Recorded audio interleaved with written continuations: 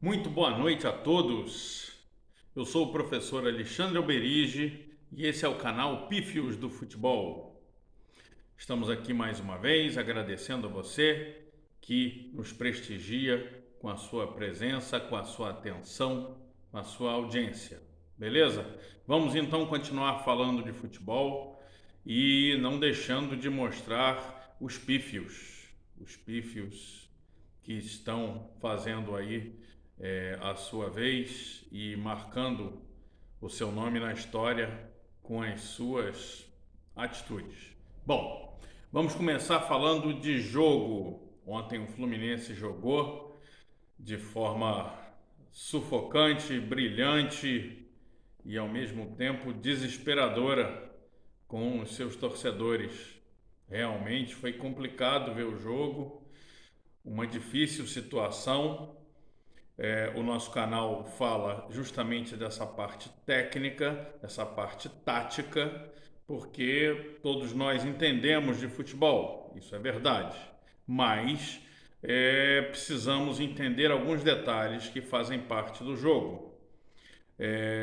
Alguns ingredientes aconteceram ontem de forma muito interessante. Então vamos lá. Foi um jogo onde o Fluminense, taticamente, sentiu o cansaço. Alguns jogadores já estavam com dificuldade antes de entrar em campo. Caso do Martinelli, foi o principal que chegou a sentir dores musculares. Dessa forma, ele não foi poupado, né? Garoto, novinho, foi para o jogo, mas infelizmente não só ele, como outros jogadores também não estavam tão bem. E isso vai acontecer ao longo da situação da temporada. Por quê? Jogando quarta e domingo fica extremamente cansativo, diminui bastante o treinamento, além das questões de viagem, deslocamento e o cansaço todo.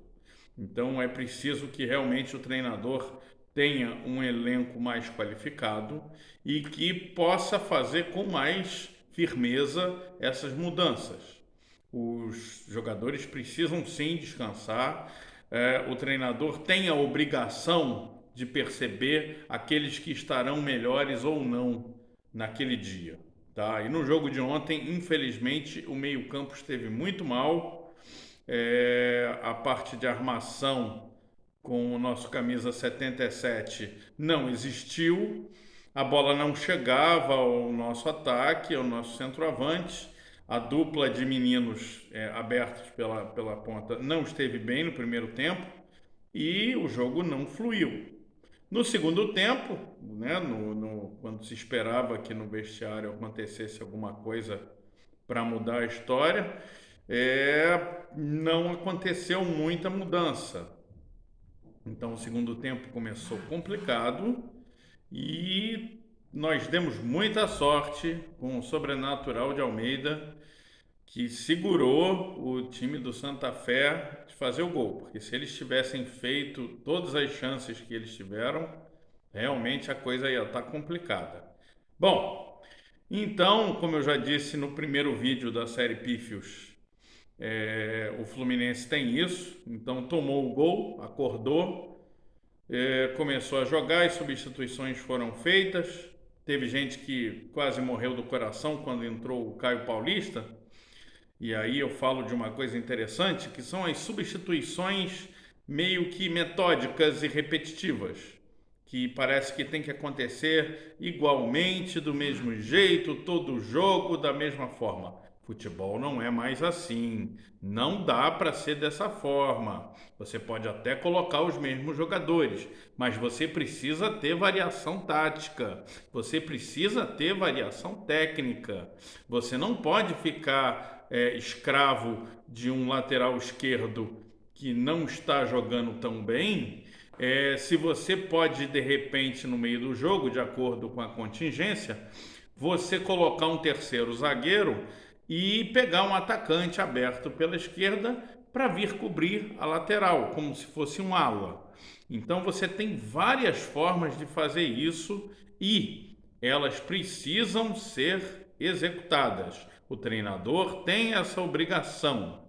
As mudanças feitas surtiram efeito. A entrada do camisa 11 Casares foi muito significativa e numa noite muito iluminada, o Caio Paulista mostrou realmente que é um jogador que precisa de um pouco mais de oportunidade. Precisa mesmo jogar e é mais um garoto de Xerém que está começando a mostrar o seu valor a duras penas, porque muitas vezes é difícil. Existem outros nesse time, o grupo do Fluminense é muito bom, tá? Por mais que falem, eu ainda acredito que dá para aproveitar o Igor Julião no meio de campo. Você tem o próprio Calegari, você tem outras alternativas que ainda não se mostraram. O André ainda não jogou, são garotos que têm potencial. Matheus Martins está voltando agora para o grupo. Então o Fluminense está muito bem preparado aí com esse grupo. Acho que vamos ter uma ótima temporada, beleza? Então, essa parte tática, essa parte importante do jogo de ontem do Fluminense era preciso ser mostrado, ser falado. As substituições deram certo. Quando o time ganha, a gente não pode falar nada, não pode reclamar nada, mas a gente continua observando que o Fluminense é um time de só um estilo, só uma tática de jogo. E eu acho que não deve ser assim. Fica a dica, fica a observação para os meus colegas treinadores de futebol. E isso, por falar em treinadores de futebol, um alerta, uma pergunta, um questionamento. A CBF agora resolveu que ela regula a carreira dos treinadores de futebol. Eu sou professor de educação física, formado pela Gama Filho, ex-jogador, fiz o curso de treinadores do Sindicato do Rio de Janeiro, sou treinador também pelo Sindicato de Treinadores de São Paulo. Aí agora quer dizer que esses cursos não valem nada.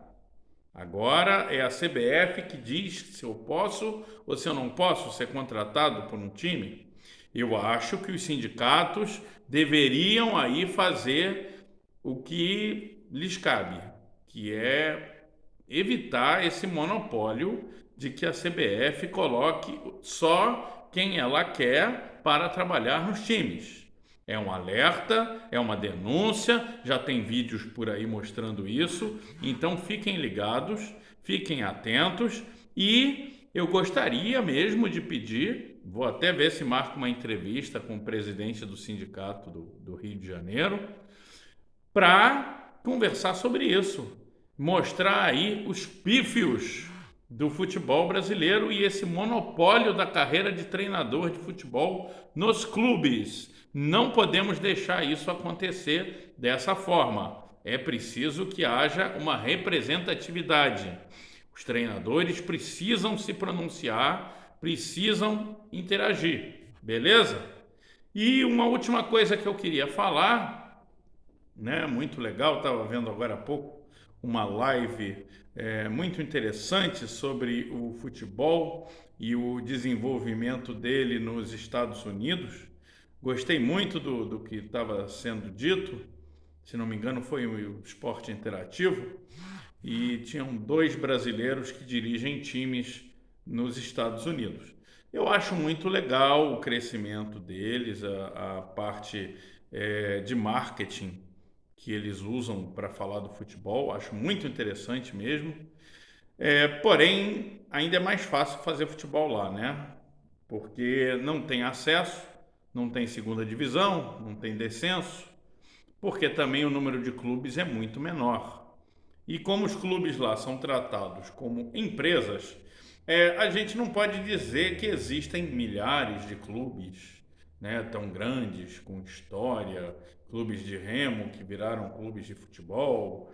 Então, o campeonato lá é feito com 20 clubes e se no próximo campeonato quiserem entrar mais 2 empresas, mais 4 empresas, o campeonato deles vai ser ajeitado para esse número que vai entrar. Não tem segunda divisão? Beleza, ninguém cai? Poxa, ótimo. Mas não é bem assim. O futebol deles dá muito mais dinheiro por causa do país realmente estar no primeiro mundo. O nosso campeonato aqui merecia realmente ter muito mais situações, porque tem mais qualidade. É uma questão de ajeitar peças melhores na administração do futebol, na administração dos clubes, e é assim que a gente vive, gente. Vamos em frente, buscando sempre melhorar. É isso aí. Muito obrigado a todos que estiveram aqui. Obrigado, gente. Dê aquele seu like ou seu dislike no meu canalzinho. Vamos subindo, vamos crescendo. Quem sabe daqui a algum tempo a gente fica mais visível e consegue um resultado melhor, tá bom? Muito obrigado a todos, valeu, comentem no canal, estamos juntos, tá? E muita paz, muita alegria e boa sorte aí nessas finais do Campeonato Carioca, Fluminense e Flamengo nesse sábado, que vença o melhor, ainda tem o segundo jogo e estaremos juntos aí para trabalhar, comentar e erradicar aí toda e qualquer ignorância sobre o futebol. Beleza? Alguém me sugeriu que o nome Pífios do futebol talvez fique um pouco estranho, um pouco sem informação do que quer dizer. E eu estou pensando na possibilidade de chamar o canal de Momento Técnico, algo desse tipo. Momento Técnico, pareceu legal. Aí aceito sua sugestão, sua ideia, comente aí e vamos lá para continuar falando de futebol e fazer o melhor possível. Gente, grande abraço, prazerzão estar com vocês. Até a próxima. Tchau, tchau.